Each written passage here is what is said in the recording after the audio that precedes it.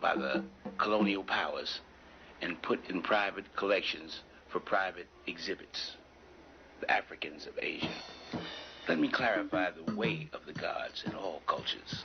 Number one, they write the future before it happens in stone.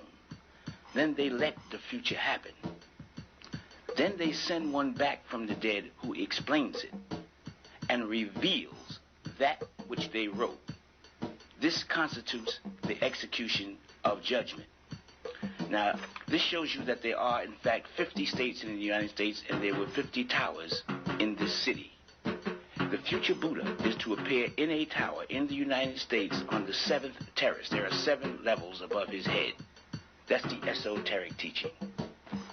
On the walls of this is the story of the people whom this individual, the future Buddha, would appear among.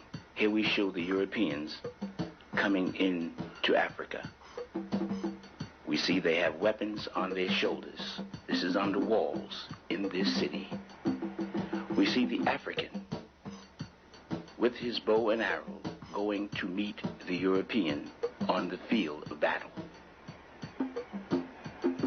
We see the African with his elephants and his weapons of war going to meet the aggressor coming into his country.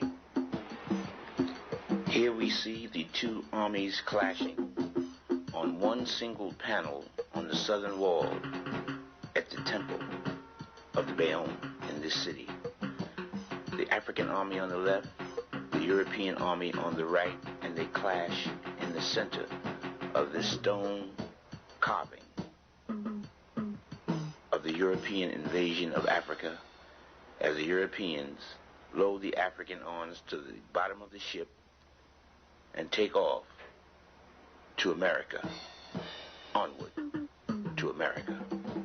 The Middle Passage where the Africans are thrown overboard, the entire history or book of revelation or unveiling is shown in this city of the kidnapping of Africans from Africa. This city is a book of revelation, an apocalypse in stone. It is discovered by the one they call Maruk Bul, the future Buddha. He discovers and unveils the true meaning of this city.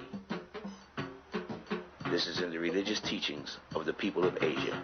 He uses a city carved in stone, true book of revelation, the apocalypse, the book of revelation, which will be discovered and explained. And we will now take you to the true history of the United States of America and their slaves to identify the truth carved in stone thousands of years before it happens about these people, the Africans of America. This document, this is the true document of the slave trade from Great Britain or the British House of Commons. It consists of certified eyewitness reports of the satanic atrocities of slavery.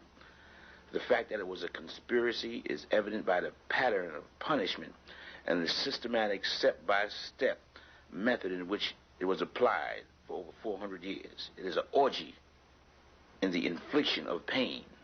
The infliction of pain on innocent people with eyewitness step-by-step reports on what they was supposed to do and what they intended to do to these people who they identified in their document as an injured humanity. They meant to injure these people, and this was their intent. They referred to them as injured humanity. Christians did this to the children of Africa. The science that was used on these innocent people were based on universal cosmic laws, as you see here. There are laws that are above all man-made laws. They're the laws of the gods. They're the laws of the universe, and they govern all humanity. The two laws which we will focus on right now is called the law of karma, the law of cause and effect, and the law of polarity, the relationships between opposites. Both of these laws pervade all things in the universe, and this was the focus of the slave trade. We all know about crack. If a woman takes crack, we now know that that same addiction will be born into her babies. Crack addiction in the mother is born into the child. This natural law, the law of rebirth, the law of karma, the law of cause and effect, was used on the slave in a corrupted method, in a corrupted manner.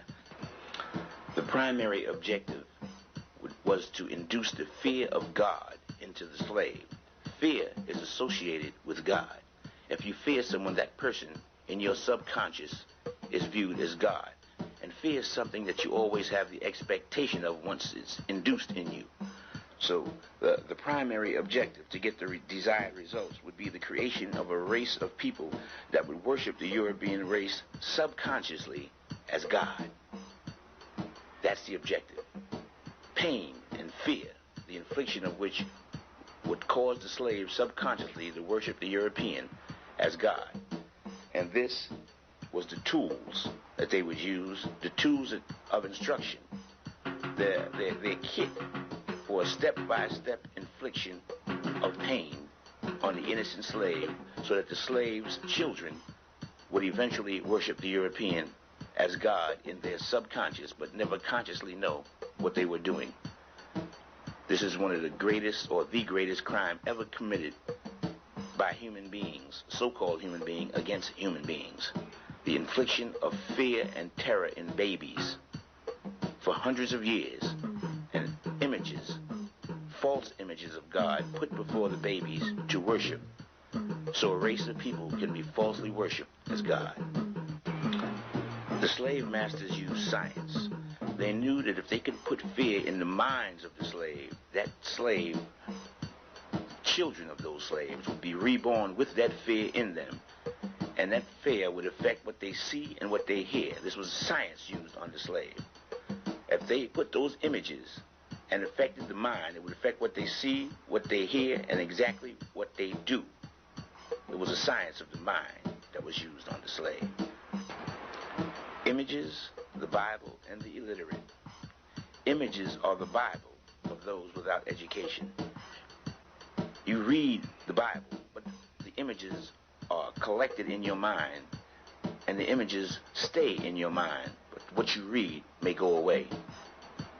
This is carved on the walls in this city thousands of years ago by the black man of Asia to tell the story of the apocalypse, a book that would be revealed by this individual whose name you will find out in a short while. He is the future Buddha, the one who unveils the book of Revelation in a stone city, bringing the past and the future together.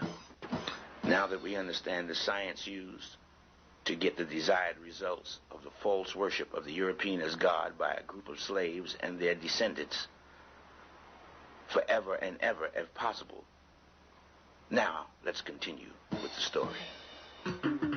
Once again, on the stone walls, we see the African and the Europeans in combat, fighting to prevent their people from going into slavery. To confirm this is an African people, on the right you see the djembe, a very popular African drum, and on the left you see the African talking drum, not the European, not the Asian, but the African talking drum carved on the walls to show that this was an African people who were carried off as captives. Here it is on one panel with 3 levels. The war that took place in Africa thousands of years before it happened, carved in stone, bearing mute testimony to what really happened. Here is how the European artist of that time interpreted that event with his pen. The same event in the British Commonwealth, testifying to what they said that they did at that time to the black man. Here, the testimony from a rock in this hidden city tells exactly what happened, which was known by the gods. A testimony in silence from a stone and from a paper in the British House of Commons. I just interpret what they said that they did with their pen to the mothership. $1,200 for Negroes. Negroes for sale, according to these documents, the authentic official documents.